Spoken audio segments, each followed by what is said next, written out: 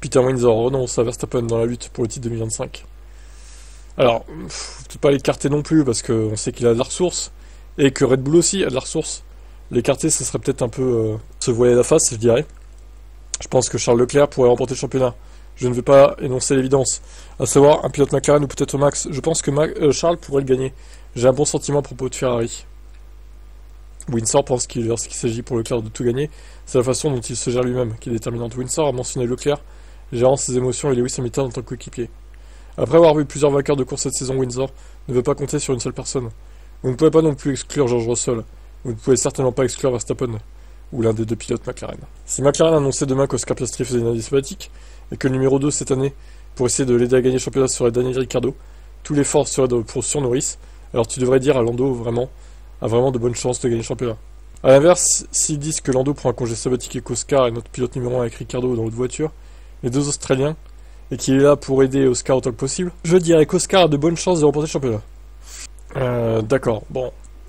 Donc en gros, s'ils ont un P2 tous les deux, bah ils peuvent être champions tous les deux, quoi.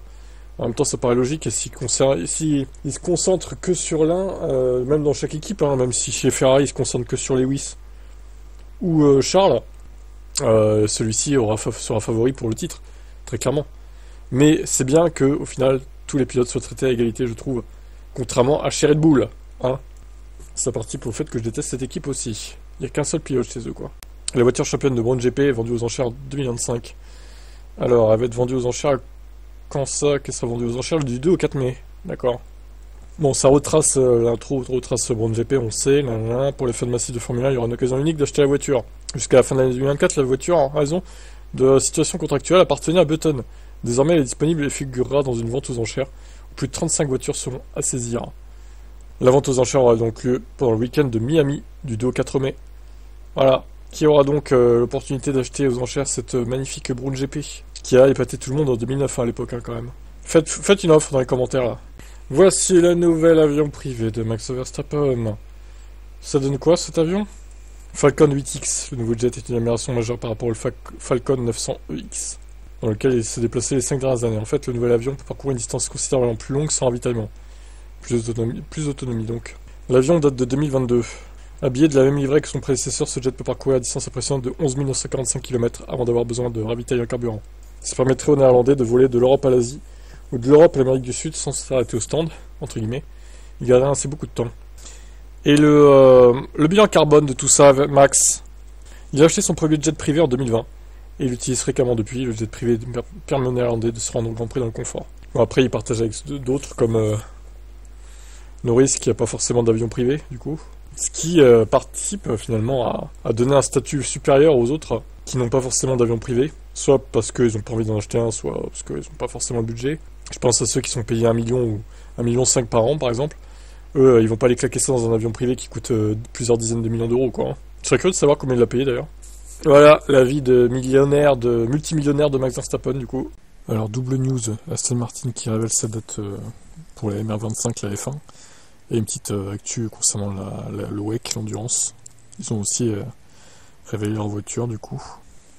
Le tournage du shakedown de la nouvelle voiture d'Alonso et Stroll aura lieu le lendemain, le 24 février, donc. Elle sera révélée le 23, la voiture 2025. Donc le lendemain, shakedown, le 26, les essais de pré-saison de Formule 1. Pareil, hein, c'est tard eux aussi, là. La livrée d'Aston Martin sera déjà révélée le 18 février. Donc, comme toutes les livrées à Londres, mais ça sera pas la voiture 2025, ça sera celle de 2024 sûrement. Adrian Newey n'a pas encore travaillé sur la voiture car le designer est actuellement en congé de jardinage.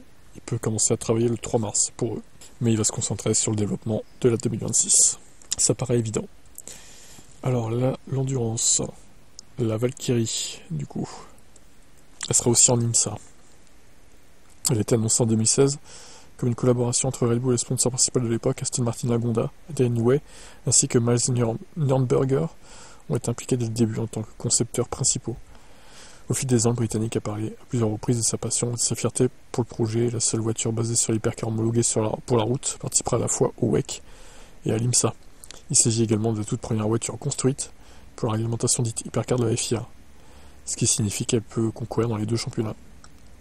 Un moment de fierté pour Aston Martin, revenir à la lutte pour les honneurs généraux aux 24 heures du Mans existe au cœur de nos valeurs et marque une étape importante dans l'héritage de la course automobile en tant que seul hypercar né de la route à se battre au sommet des courses de voitures de sport, à la fois dans les WEC et l'IMSA. La Valkyrie est l'incarnation de notre éthique sportive durable, celle qui définit la marque depuis plus d'un siècle. Max Verstappen l'a mentionné à plusieurs reprises, il aimerait revenir aux 24 heures du Mans, enfin participer même, parce qu'il l'a jamais fait. Il aimerait également le faire avec Alonso. Ils sont toujours à la recherche d'un troisième pilote. Étant donné la relation entre Newey et Alonso, il pourrait bien faire ses débuts lors de l'événement avec la Valkyrie. Ils ont qu'à foutre Stroll avec, allez hop. Comme ça, Max il fera son petit 24 heures du Mans, il sera remplacé par Tsunoda au pire. Puis voilà quoi. Non, en plus ils peuvent parce qu'il n'y a pas de course de F1 en même temps, il me semble, cette année, donc ils pourraient très bien le faire s'ils voulaient. Bon, après, il faut se préparer et tout, c'est un autre débat, mais bon, un jour peut-être ils le feront. Hein. On verra bien, ciao. Alors on avait des rumeurs il y a quelques semaines, quelques mois, comme quoi Joe allait rejoindre Ferrari en tant que pilote de réserve. Bah écoutez, c'est fait, voilà, Guan Yu, il va rejoindre Ferrari, donc avec Giovinazzi d'ailleurs, qui sera pilote de réserve. Les deux seront pilotes de réserve en fonction des disponibilités, je pense, de Giovinazzi. Ce sera Joe qui fera office de pilote de réserve. Donc il faisait partie de la Ferrari Driver Academy de 2015 à 2018, avant de passer à Renault Academy en 2019. Donc là il est dans le giron Ferrari à nouveau. Au final, il va attirer quelques sponsors, je pense, le Guan Yu Zhou, donc ça va arranger Ferrari pour le salaire de Lewis notamment. Alors lequel des deux roulera s'il y a un problème avec Leclerc ou Hamilton? Imaginez Zhou dans une Ferrari. Putain, vache, quand même, j'ai du mal à l'imaginer. Hein. Est-ce que c'est vraiment mérité qu'il roule un jour en titulaire chez Ferrari? Bon, au moins il se fera plaisir, hein, vous me direz, mais bon, pas sûr qu'il soit très performant. Mais bon, d'un côté, Giovinazzi, c'est pas beaucoup mieux, niveau perfo. Je sais même pas lequel des deux serait le plus performant, quoi. Honnêtement, ils se valent, hein, je trouve. Bon, Joe, il a l'avantage d'avoir roulé récemment en Formule 1, contrairement à Giovinazzi. Voilà, peut-être qu'un jour, on verra Joe en remplacement d'un des deux. Ce qui serait quand même assez lunaire. Ciao. Et Ecclestone prédit le successeur de Max Verstappen en Formule 1. Alors, de qui il parle là? Avec certitude, il deviendra champion du monde. Il parle de Piastri. Au cours des 2 prochaines saisons, si sa voiture continue à être performante, il réussira. Elle se démarque de tout le monde. Ils ont 2 pilotes extrêmement compétents et une très bonne voiture, a déclaré Ecclestone en faisant l'éloge de l'écurie britannique. Pourtant, le Britannique ne croit pas que Norris puisse rattraper Verstappen, comme il avait déjà confié à GP Blog. Ecclestone a de nouveau déclaré qu'il s'attendait à ce que Verstappen finisse avec les honneurs en 2024. L'avance sur Norris est trop importante. Ok, donc il voit Piastri comme un futur champion du monde, d'accord. Bon, moi je pense que ça sera le cas, oui. Mais Piastri, tout le monde le voit comme un futur crack dominateur en F1. Il a la pression quand même. Hein. Il a la pression de tout le monde là. Donc on verra ce qu'il en est. Peut-être que ça sera le cas ou pas. Mais voilà. En tout cas, je constate que Bernie a toujours un œil sur la F1. Hein. Malgré son âge avancé. Incroyable, le mec est immortel en fait. Il va continuer à commenter la F1 jusqu'à ce qu'il soit dans sa dernière demeure en fait. Incroyable.